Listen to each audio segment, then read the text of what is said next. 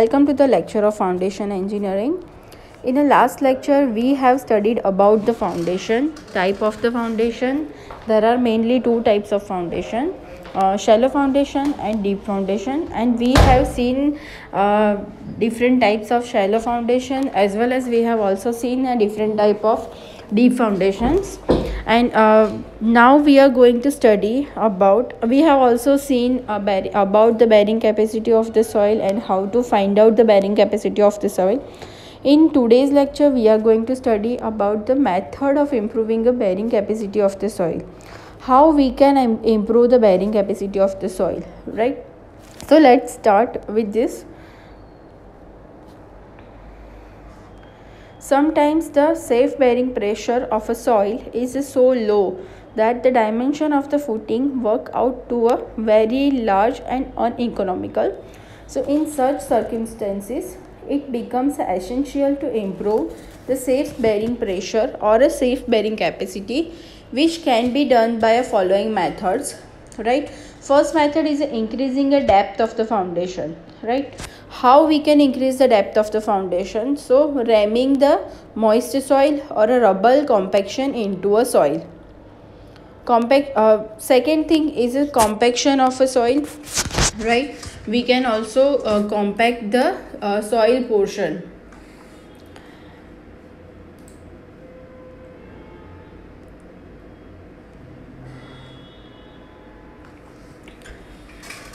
So compaction of the soil and increasing the depth of the foundation can be done by these following methods: ramming moist soil, rubble compaction into the soil. Third one is the flooding the soil. Fourth one is the vibration. By vibration we can improve the compaction of the soil. Vibro flotation also we can do. Compaction by a pre-loading and using a sand piles. So these all methods are a compaction of the soil. Third thing we can do, that is a drainage of the soil. By providing a proper drainage, we can also improve a bearing capacity of the soil. The another thing is a confinishing the soil. We can also do a grouting, and we can also do a chemical treatment in this particular area. So we will see one by one in a deep. So first thing is we can do, that is increasing the depth of the foundation. So it has been found that a granular soil, the bearing capacity increases with the depth due to a confining weight of a overlaying material. However, this is not economical since cost of the construction increases with the depth, right depth जैसे जैसे increase हो जाएगी वैसे वैसे cost of the construction भी increase होगी, but we can increase bearing capacity of the soil in a granular soil, right? Second thing that we are going to do, that is a compaction of the soil.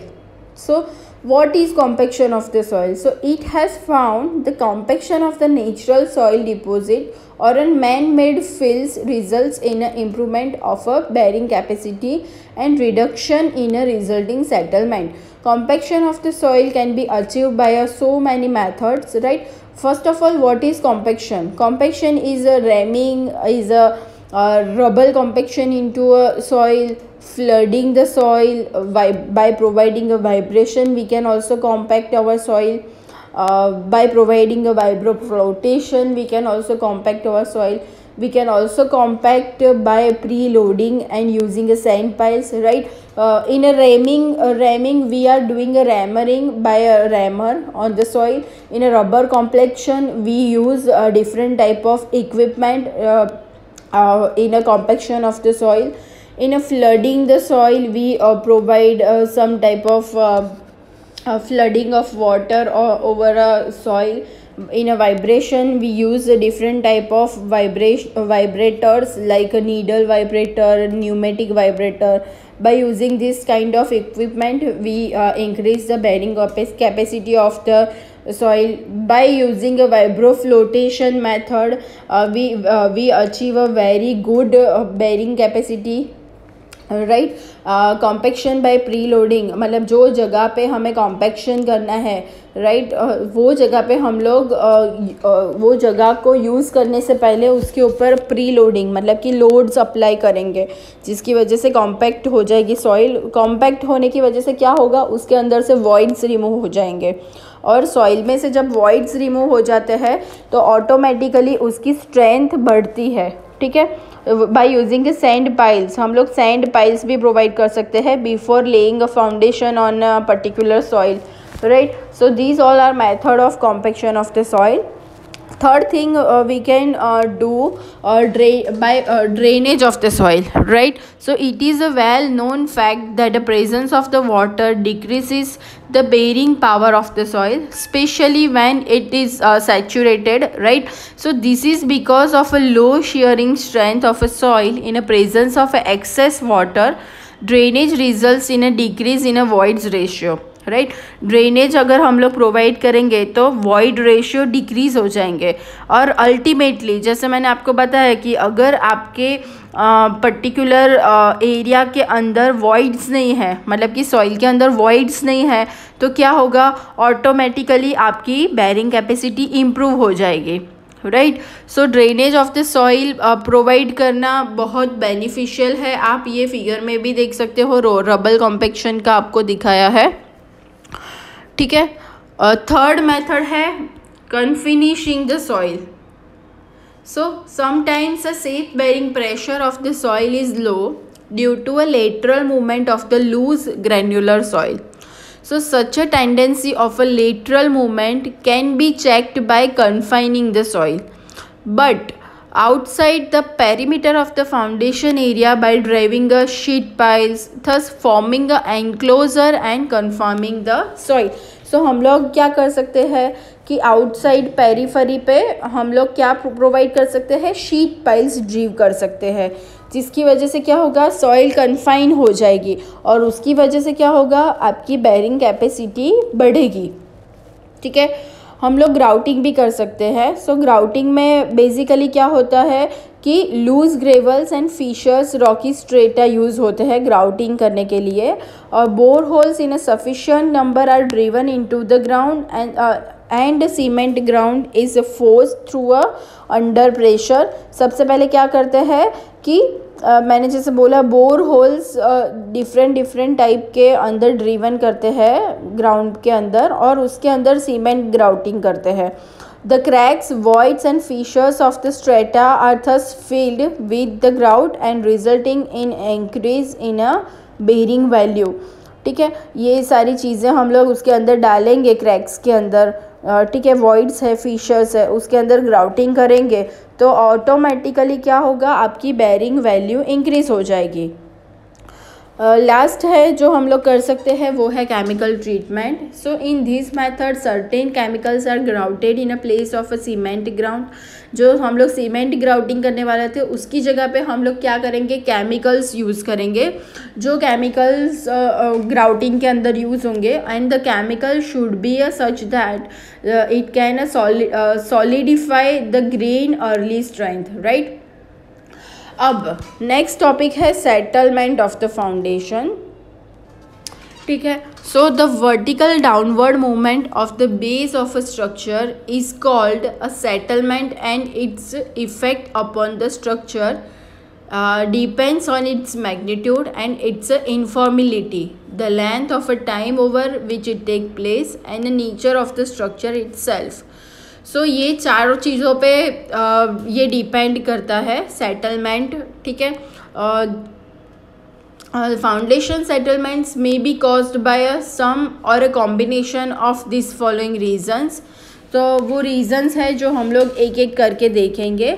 So first है elastic compression, second है inelastic और plastic compression, third है ground water lowering, उसके बाद है vibrations, उसके बाद है seasonal swelling and shrinkage, sixth number का रीज़न है ground movement on earth slopes, and last है other some causes, right. So हम लोग एक एक करके डिस्कस करेंगे कि सेटलमेंट ऑफ द फाउंडेशन क्यों होता है.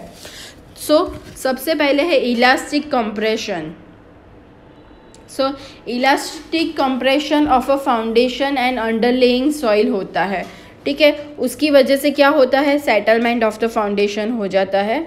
सेकेंड है इनलेथिक और a plastic compression of a underlying soil which is a much larger than a elastic compression and the elastic compression can be predicted by a theory of consolidation, ठीक है।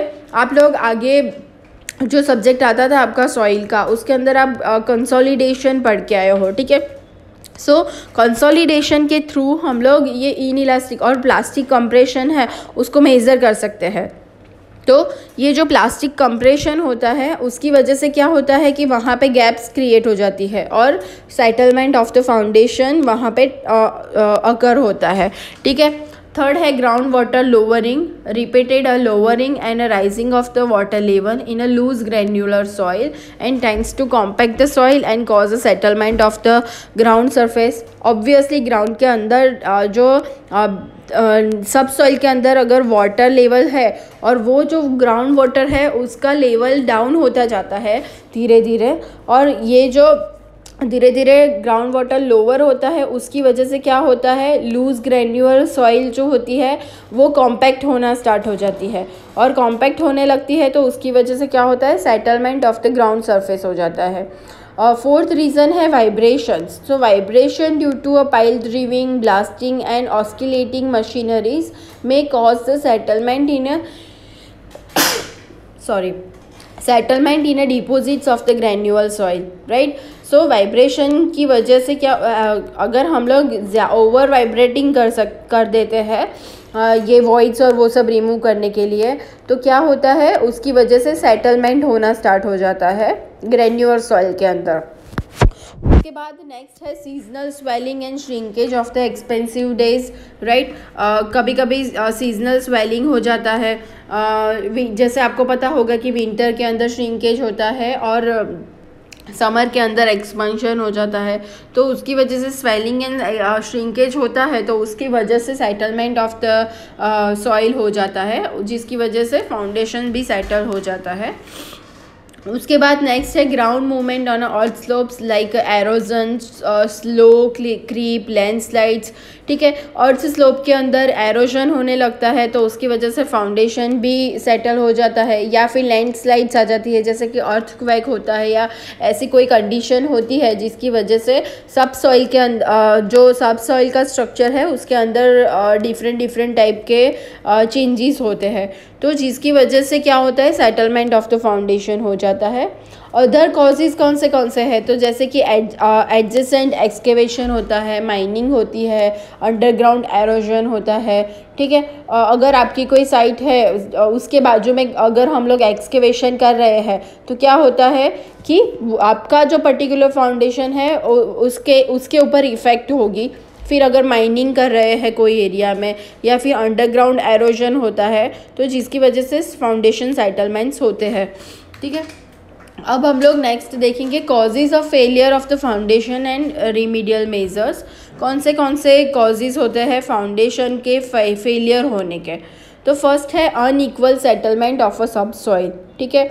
Second one है unequal settlement of a masonry. First का क्या था, unequal settlement of a subsoil.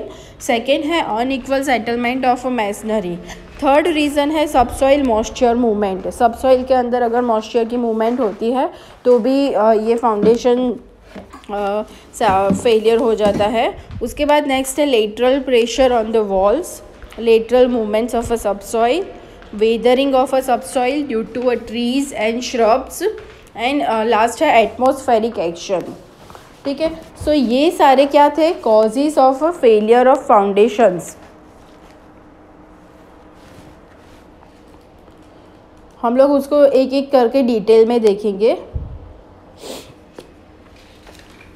So first one है unequal settlement of a subsoil. So unequal settlement of the सब soil क्यों होता है, so it may be lead to cracks in a structural components and a rotation thereof, right. So unequal settlement of the subsoil कौन सी वजह से होते हैं, तो फर्स्ट है non uniform nature of a subsoil. अगर आपके सॉइल का यूनिफॉर्म नेचर नहीं है तो होगा। सेकेंड है अनइक्वल लोड डिस्ट्रीब्यूशन, अगर आपके लोड डिस्ट्रीब्यूशन अनइक्वल है तो उसकी वजह से होता है। थर्ड है eccentricity of the loads, eccentricity of the load की वजह से होता है, ठीक है।